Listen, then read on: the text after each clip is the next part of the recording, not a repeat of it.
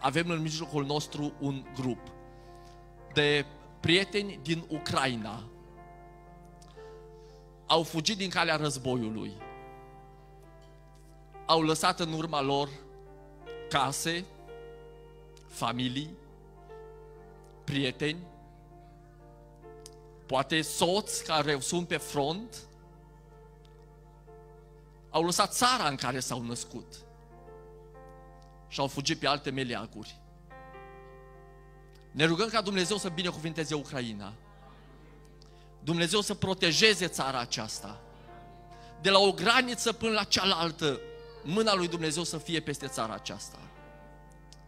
Vreau să salut grupul din Ucraina, care sunt împreună cu noi.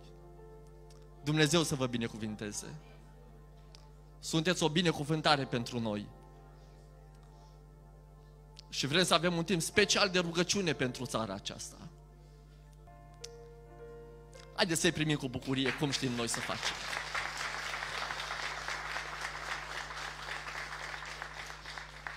Microfon, ceea ce eu voi spune.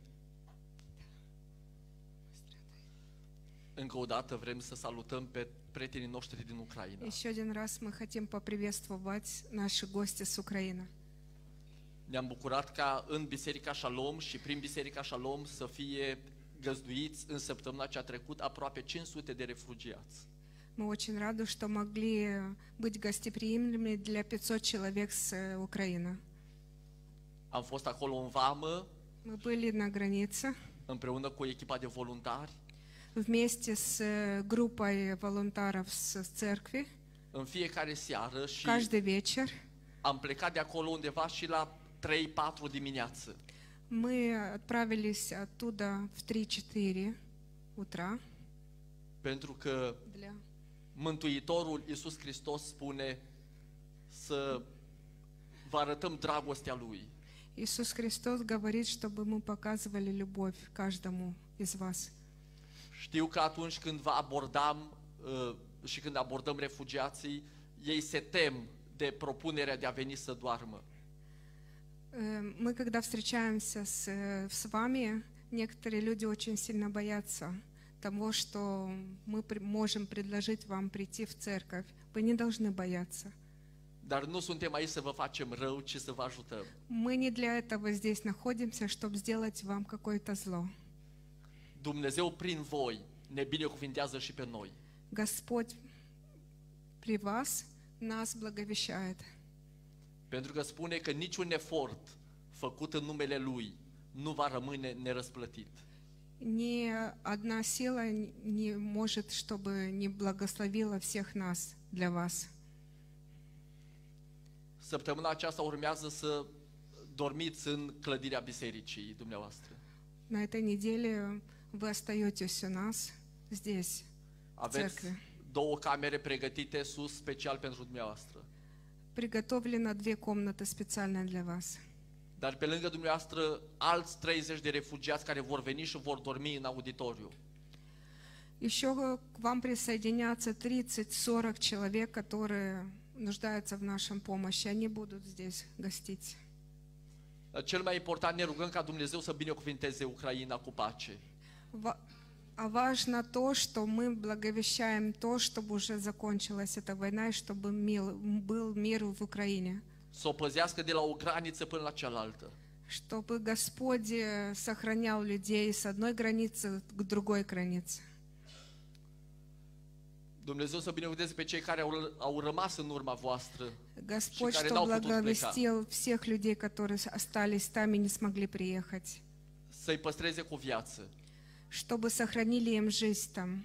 Și apoi să vină vremea în care voi să vă întoarceți acasă în liniște. Что пришло время, чтобы вы могли вернуться спокойно, свободно домой. Не плачьте, пожалуйста. Aș vrea să îi binecuvântăm, iubită biserică. Мы хотим, чтобы вся церковь помолилась за вас, благовестили вас. Domnul să te binecuvânteze și să te păzească Ucraina. Господь, что вас благовестил и помогал. Украина. Amin. Аминь. Domnul să facă să lumineze fața Lui peste tine, Ucraina. Господь, что пришел к вашим лицом и благовестил вас, Украина, și să se îndure de tine, Ucraina. чтобы вам помогала ли Украина, Domnul să-și înalțe fața peste tine și să-ți dea pacea, Ucraina. чтобы в лицо было рядом с вами, Украина. Astfel spune cuvântul lui Dumnezeu, să binecuvântați și eu voi binecuvânta, spune Domnul. Слово говорит Украина, чтобы были благословены Украина. Dați-mi voie să plecăm capetele și să ne rugăm. Doamne, Господь, te rog atât de mult să binecuvântezi țara aceasta. пожалуйста, помоги всей стране. Мы молимся за вас. Doamne, te rugăm ca prin încercarea aceasta Tu să faci să oamenii să te primească pe Tine. Господь, мы молимся за то, чтобы люди помогали друг другу и чтобы благовещали друг друга, Să aduci o trezire spirituală în Ucraina чтобы просыпались спиритуально Украина, și oamenii să te cunoască pe Tine așa cum trebuie să fii cunoscut. и чтобы люди узнавали друг друга, имя Господня в каждом из вас. Mă rog pentru prietenii noștri care, Doamne, sunt în locul acesta.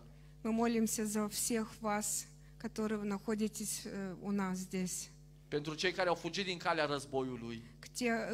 те, кто смогли сбежать от войны. Te rog atât de mult să vindeci rănile din inima lor Мы молимся за то, чтобы ваши раны немножко утихли, și să lași pacea Ta care întrece orice pricepere. Дай Бог, чтобы воцарился мир у вас в душе.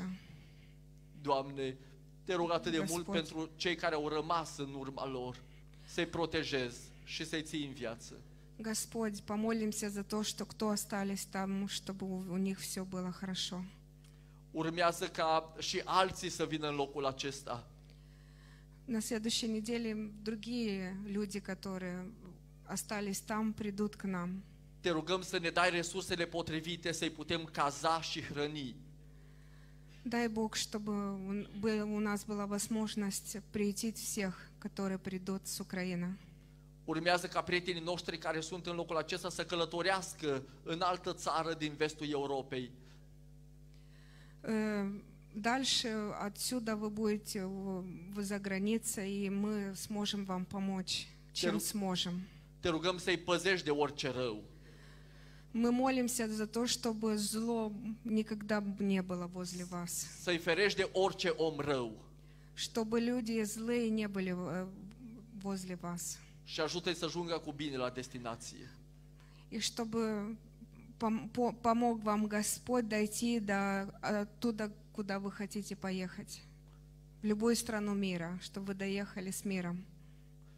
De asemenea, Doamne, te rog și pentru Rusia. Мы молимся и за Россию, чтобы Să-i faci conștienți de răul pe care îl fac. за то зло, что они сделали, чтобы они восприняли, что это очень плохое дело, что они сделали.